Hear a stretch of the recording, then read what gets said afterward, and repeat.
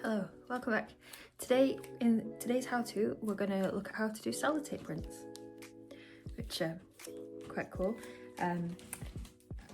I've never seen anyone else do these. I was taught how to do them by my art teacher in A-level, and I've never seen anyone else do it. But it's really cool, you get a really cool effect with it, so I thought I'd show you how to do it today. Okay, so for this you need, first of all, a printed picture. Black and white works best, and it needs to be printed by a laser printer, not an inkjet printer. So most of the printers you get at home with the cartridges, they are inkjet printers or ink printers. You need a laser printer, which you generally get at libraries or post offices, or workplaces. If you're in a workplace, that'll let you do some printing. So you need ideally black and white printout, so print in black and white, and that produces the best result. You can do this in colour, but it's not as good. So you need black and white pictures, you need sellotape, you need a board that is clean and isn't going to get stuff stuck to it, and you need some water. So pretty simple. You probably have most of these things at home. The hardest part is probably getting the inkjet printer. You could probably try this with a magazine image. So what we're going to make is this. So I've done this already. This is, you can see it's just quite cool. So this is a photograph I've taken of Wilbur, my dog, and I've transferred it onto sellotape. So it just creates quite a nice effect. Put it against the white background, you can see it quite well. I think they're just quite nice. So we're going to do that today. Now, one thing you might want to consider, if you do this and have the image sticky side up, then the image is the right way around, sticky side up. But I've printed the image backwards. If you print the image the right way around, you have to have the image shiny side up on the sellotape to make it the right way around. So this image has got writing in it, so the transferred image will need to be shown shiny side up. This image is backwards, so it will need to be sticky side up to be the right way around. It's not as important if it's not got writing in it, but it's just worth considering. Sometimes you might need to print your images backwards if you want them sticky side up in the finished piece. Now, one of the good things about this is you can do it pretty quickly. It's not time consuming at all. It's pretty cheap. You don't need a right lot to do it, and you can get quite a few done at once. So what you need to do is, I've never had trouble with either type of sellotape. It's just, I suppose, a case of which type of sellotape you want. Obviously the smaller strips, this is smaller strips, so you can see it there. If you want bigger strips, use bigger sellotape. If you want smaller strips, use smaller sellotape. That's it. If you're doing a larger image, it probably makes more sense to use the larger sellotape than the smaller sellotape. So I'll do these two separately. You could just do them with one strip right across, but I'll do them both separately. So we'll do the one of Wilbur with the smaller pieces of sellotape first. So all you need to do, take your sellotape, and you want it to go from side to side. Now, start at one end with this. So, and stick it on the stick it on the picture and on the board. Again, you want the board to be clean so it doesn't pick anything up. You want your hands to be nice and clean as well. Getting fingerprints on it isn't too much of a worry, but you don't want it to be getting mucky. Take your second bit of sellotape and just slightly overlap it with the first and stick it down. Again, just making sure there's no air bubbles in it.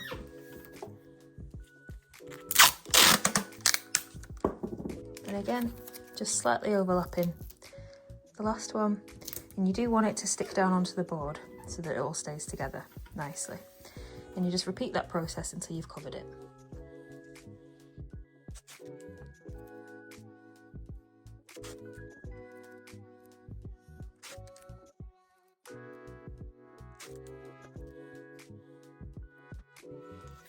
Now what I then do, just to keep these pieces nicely stuck together, take a sellotape, I just stick it along the edges just to keep them all secured together. doesn't matter if they if it sticks off the end a bit, because you can tidy it up later. So that's that one done. I'll do this one with the larger roll now.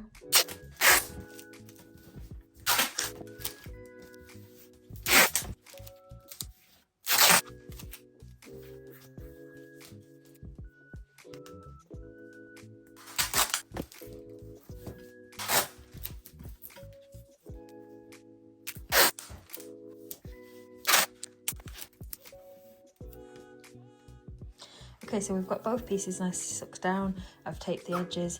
It doesn't matter if it does get a couple of little air bubbles in it, because it just adds to the effect. But if you want it perfect, like if it's someone's face or something, you might not want the air bubbles in it.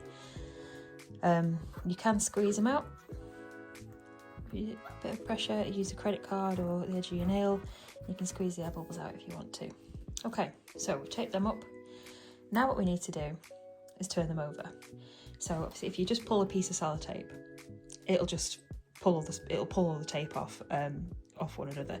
So if you get the bottom edge of the first piece that you put down, and you just make sure that you lift it all as one, overlap the tape a bit there, that's okay, you just slice that. There we go. Okay, there's one, turn that round. And we're just going to want to make sure that that's nicely secured. So again, just lost the end of my tape. Another couple of pieces of tape, and just make sure the edges are stuck down to your nice clean board.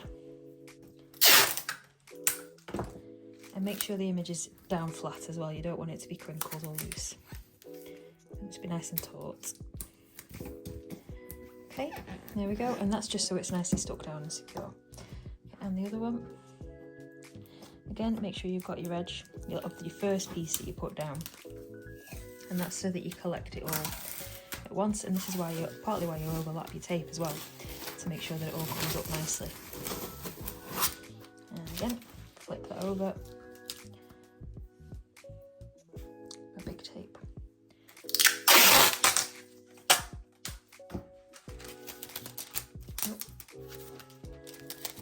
Can be a bit wild. And again, just secure your edges down nicely.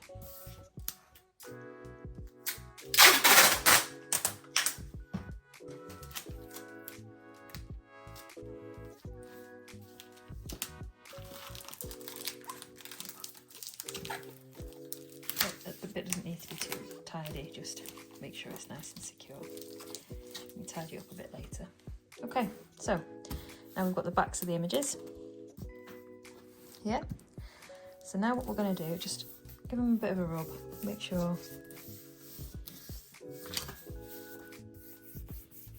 that they're on there. Okay. Now, this is where we need our water. So you can use a paintbrush for this if you'd rather, or you can use your hand, you can use a sponge, you can use a bit of cloth, whatever you want. You just need to get this paper wet. So I'm just going to stick my hand in there, rub the back of the paper, and it's better just to let the water sink in there a bit. So if you've got two on the go at once, you can wet the other one as well.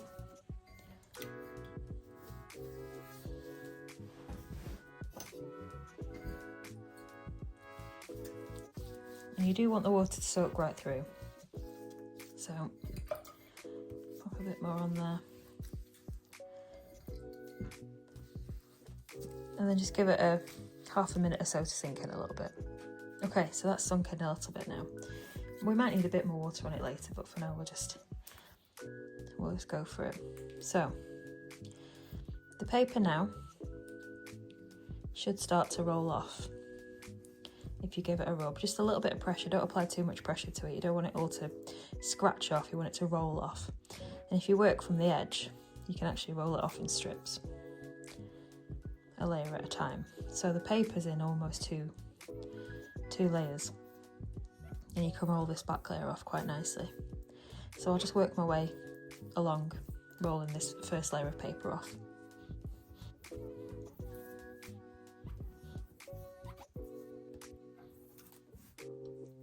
you might find this second layer isn't quite as wet, so do go ahead and add some more water to that. You can't really add too much water, you can add too little. It is possible to do this without adding water, but it doesn't work nearly as well if you just do it dry, so I would always suggest doing it wet. Okay, so we've added a little bit more water there, let it soak in. And now, you'll find that where the image is white, so where there's no ink on the image, the paper comes off much easier. But now, we've just got to rub the remaining paper off. And as we do it, you can see, hopefully you can see here, it's leaving the black ink behind.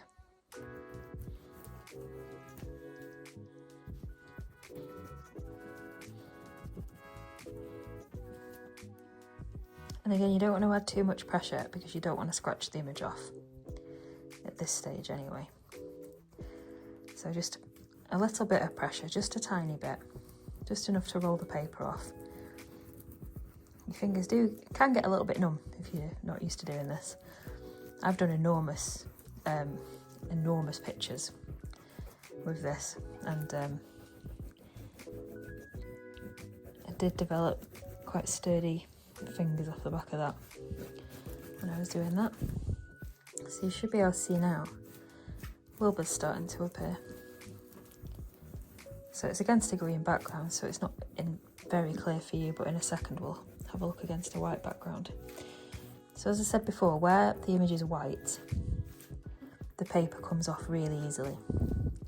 Where it's dark, it does stick a little bit more. And as this dries, you'll see that it leaves a few paper fibres behind. So on the black areas, you do just want to give them a little bit more attention. And you can just see when you roll your fingers over it like this, it comes off. Again, don't be scared to add a bit more water, give it a bit of a clean. Adding the water won't take the ink off usually. It's the pressure you apply that takes the ink off. So, there we go. I'll just give that a little bit of a clean. While the tape's wet, it's not too sticky, so you can give it a little bit of a clean with a cloth. I wouldn't do it with a microfiber cloth or a duster. That would leave something behind. So a fabric that isn't too dusty. That's what you want to do it with, really. Okay, so we'll leave that there for a second to dry. And while that dries, we'll do the other one. And you might remember the other image was a lot more grey. I'd increased the contrast quite a lot on this photograph, whereas I haven't on this one, so there is a lot more grey, so this will probably take a little bit longer to get off.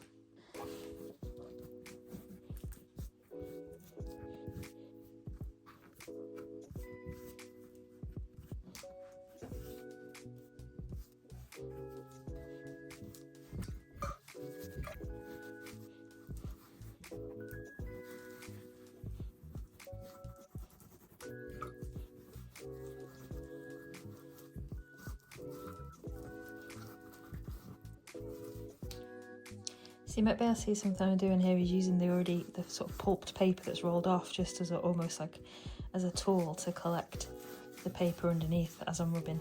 So it's I find it just helps a little bit to get some of the paper off, especially in some of the tougher areas. You can just use it as a bit of a tool to take the paper off, and it also takes the edge off using your fingers to rub.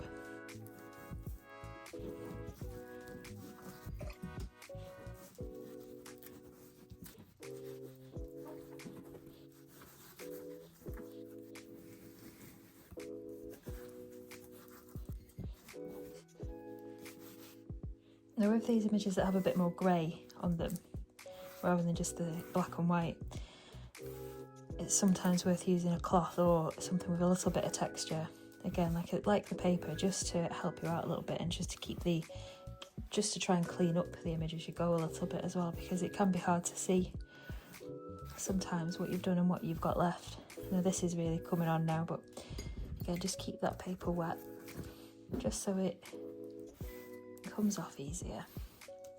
If you take it off dry as well, it does tend to take a bit more of the ink off too. So you do want to try and do it with the paper as wet as possible, and you'd be surprised at how quick paper dries out, especially when it's thin. Like, we're essentially making this paper thinner and thinner the more we rub it, so it does dry out very quickly. But you can see this is nearly there now.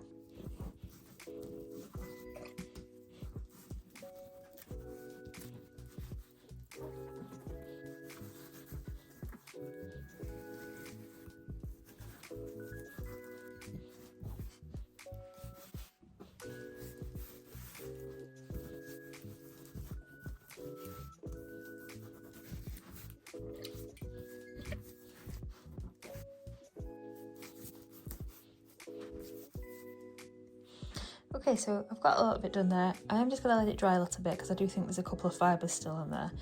But if we look back to the picture of Wilbur, you can see just here there's just a couple of little bits where there's a few little paper fibres stuck to the darker areas, and you just pop a little bit of water on your finger and just gently roll those areas, and that'll come off. There we go. Now, depending on which way around you want your image as well, it doesn't really matter if there's a couple of fibres. If you've got the image shiny side up, then having those couple of little fibres on the dark bits won't matter. But this one is sticky side up, so we do want them off. This one is going to be shiny side up because it's got writing on it, and I printed it the right way around rather than backwards. This one I printed the wrong way around so we could have it sticky side up, remember. Okay, we're just going to let those dry off a little bit. You can help them dry off a little bit with a clean bit of fabric, a clean rag. Again, you don't want it to be a really dusty rag. You don't want it to be fibrous because you don't want to leave all the fibres stuck behind. So you don't want it to be something that's going to leave fibres on your sellotape. Okay, so we've let them dry off a little bit. We've cleaned up. We put our paper pulp over there for now. And what we're going to do is take them off the board. So you can just peel them off. You can peel them straight off, like so. But then you might want to use some scissors to tidy up the edges a little bit. There will be a little bit of water underneath them. That's okay, don't worry about it. We're just going to peel them off. And we don't want them to be getting stuck to each other.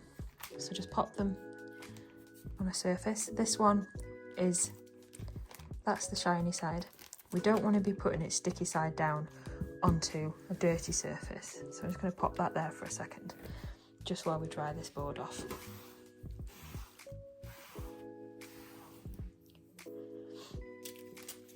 There's still just a little bit of water on the back of it. It will dry and it's not too much of a worry. It won't do any damage. Just pop that there for a second while we take this one off, because this one, remember, is going to be shiny side up. So rather than peeling this one off, I'm going to cut it off so that it's got a nice edge to it.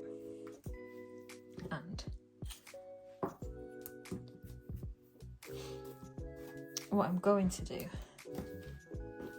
first is, just because it's got a piece of tape over it there and there, I'm just going to do the same on the top and bottom.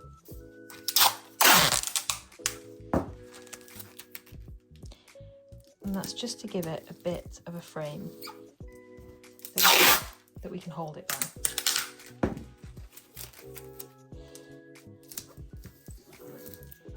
Okay, so you can see there's still a few little fibres on there. That's okay, it's not a worry. If you want to get them all off, get them all off. That's absolutely fine. I usually do, but for the purposes of this, I'm not too worried about it. Okay, so now all I'm going to do is just cut along the edges with my knife. As I said, you don't need a knife, you can just peel it off and use scissors. I'm just going to use a knife and guess. There we go.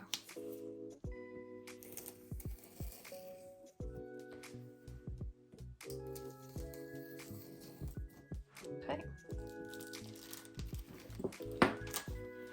So we're taking that off as one. Just to get my sketchbook.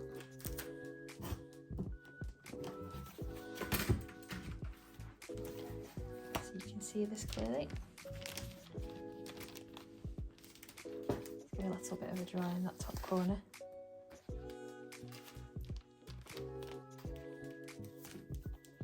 There we go, you can see we've got a nice sellotape print, and it just looks like a really cool old black and white photograph.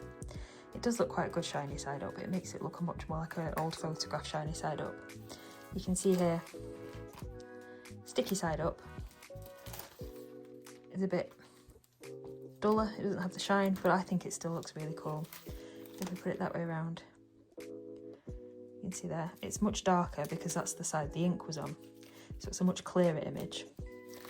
But if you want a bit more of a faded image, then you use the sticky side up. But this image was printed out to be sticky side up. So that's that one. And then our steam engine. Looks really nice. And that's it. That's all you need to do. So like I say, with this one we can trim the edges, we can neaten it up a bit, or you can leave it like that. You can use it for whatever you want. They make great sketchbook things if you're doing some sketchbook work. You can do these quite big as final pieces. In the past I've used bulldog clips to suspend these from the air and pieces of string. I've stuck them straight onto walls as they are. I put them in frames on a white bit of paper. Whatever you want to do with them. I think they're quite cool. And that's it. That's my how-to for the week. Sellotape prints. I'm going to do some emulsion prints next week, I think. So come back for that. And I hope you found this useful. And like and subscribe if you have. Thank you. Bye-bye.